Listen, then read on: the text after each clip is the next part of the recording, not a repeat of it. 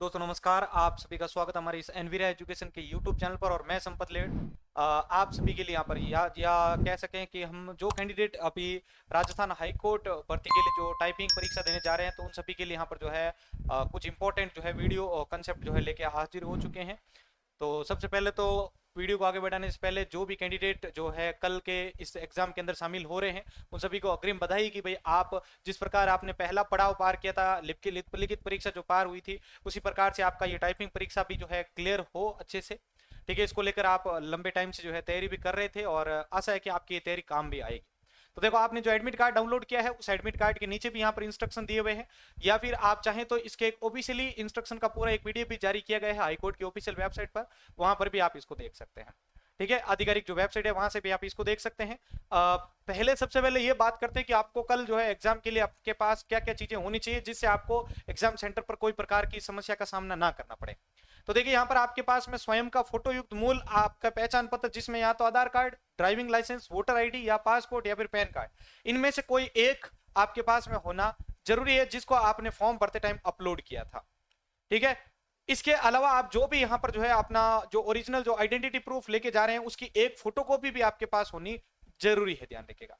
इसके अलावा आपके पास एक काला या फिर नीला, दोनों में से कोई भी एक बॉल पॉइंट पेन होना आपके पास जरूरी है। और हाल ही में खींची हुई आपके पास 2.5 सेंटीमीटर की, आपके पास 2.5 की जो है आपके जो है यहाँ पर आपकी रंगीन फोटो आपके पास होनी जरूरी है, क्योंकि वो वहां पर आपके लिए अपलोड की गई थी, जो आपके पास में यहाँ पर होनी जरूरी है। ठीक है, ये आपको स्पेशली अपने पास में रखना है। अभ्यर्थियों के लिए यहाँ पर जो है अपने हाथों पर विशेषतः अंगूठे, मेहंदी या कोई भी ऐसा निशान वगैरह नहीं रहना चाहिए। ठीक है, क्योंकि आपकी जब वहां पर आपको ध्यान हो तो आपका जब अंगुल वहां पर छाप ली जाएगी, मतलब वहां पर आपको अंगूठा लगाना पड़ेगा, तो वो भी आपके लिए जरूरी होगा। इसके अलावा उल्लेखित रिपोर्टिंग टाइम से पहले परीक्षा केंद्र पर आपको पहुंचना जरूरी है। अपने रोल नंबर को अच्छे से वेरीफाई कर लीजिएगा जो भी आपके पास एडमिट कार्ड आ चुका है। परीक्षा केंद्र की तिथि एवं शिफ्ट में परिवर्तन के लिए अनुरोध किसी भी प्रकार से विचार नहीं किया जाएगा, यानी फिक्स रहेगी डेट आपकी और टाइम।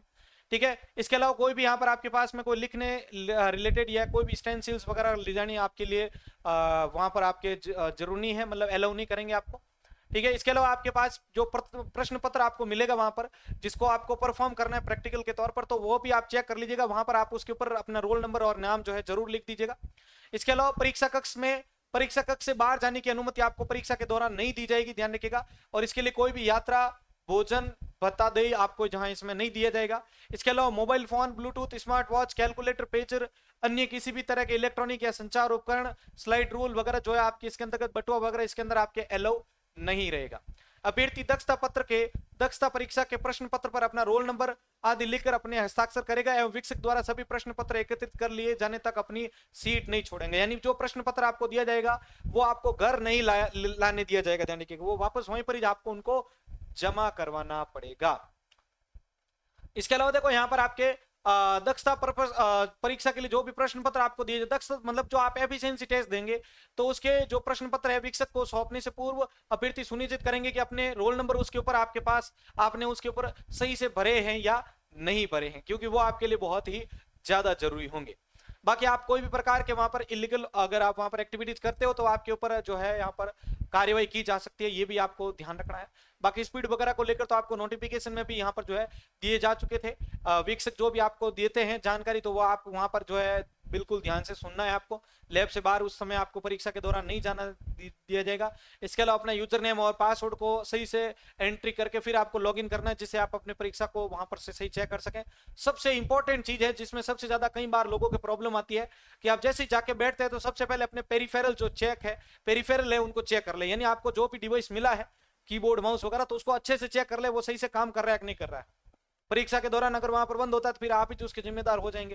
ठीक है, इसके अलावा परीक्षा टेस्ट आपके 2 स्टेप में होगी, जिसमें पहले आपके टाइपिंग होगी, उसके बाद में आपका एफिशिएंसी टेस्ट होगा। ठीक है, यहाँ पर ये लिखी हुई कोई स्पीड टेस्ट आपके पहले ली जाएगी।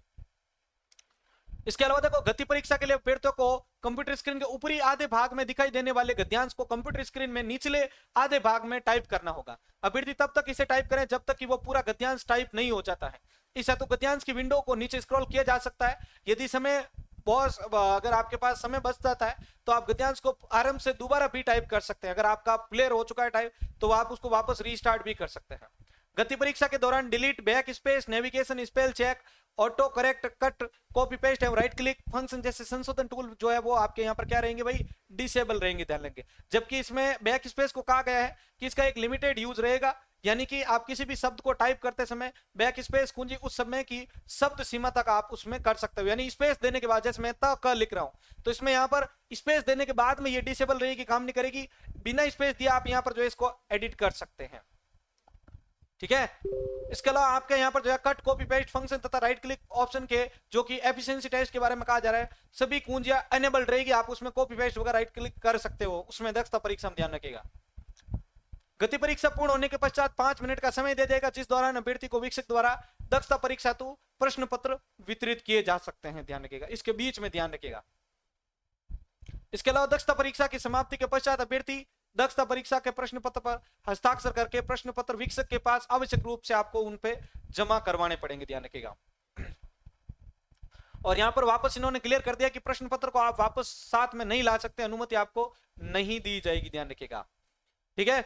बाकी ये सारी आपकी दी गई है, लास्ट में आपको कंफर्म करना जरूरी है, क्योंकि अगर आपने सबमिट नहीं किया तो आपका फिर आपको पता है कि आपका वो जो टेस्ट होगा वो अधूरा रह जाएगा और वहां पर आपकी एंट्री भी नहीं होगी, तो इस अवस्था में आप जो है वहां पर फेल भी गिने जा सकते हैं, ठीक है। अभ्यर्थी टाइपिंग है तो आवश्यक कुंजी के अलावा किसी अन्य कुंजी का प्रयोग नहीं करेंगे। किसी अन्य कुंजी का प्रयोग अभ्यर्थी को मुख्य स्क्रीन से बाहर ला सकता है, इसलिए कोई भी अदर जो की है वो आपको वहां पर नहीं करनी है, इसका नुकसान आपका खुद का होगा, ध्यान रखिएगा।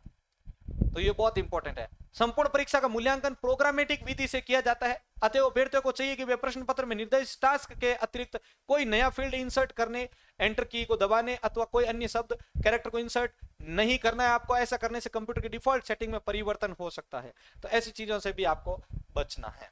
तो ये कुछ इंपॉर्टेंट इंस्ट्रक्शन आपके जो जारी किए गए थे वो मैंने आपको बता दिया है। वीडियो अच्छा लगा तो मेरे सभी भाइयों और बहनों से रिक्वेस्ट है कि इस वीडियो को लाइक जरूर कर दीजिएगा, ठीक है। वैसे मेरा खुद का भी यहाँ पर जो है सेंटर आपके जो कुकस में आया है वहां पर ही है, तो बिल्कुल आप सभी से जरूर मिलूंगा, ठीक है। और आप सभी से जो है आगे की भी जो है रणनीति होगी, जो भी नई वैकेंसीज को लेकर वो भी जरूर मैं आपके लिए डिस्कस करूंगा। बाकी आपका अगर कोई भी सवाल रहता है तो नीचे कमेंट बॉक्स में जरूर दीजिएगा, और जो कैंडिडेट वहां पर आ रहे हैं तो वो नीचे यस कर दीजिएगा, या अपना मोबाइल नंबर आप ड्रॉप कर सकते हैं या मुझे मैसेज कर सकते हैं 8209672952 पर आप मुझे मैसेज कर सकते हैं, जो भी कैंडिडेट वहां पर पहुंच रहे हैं। धन्यवाद।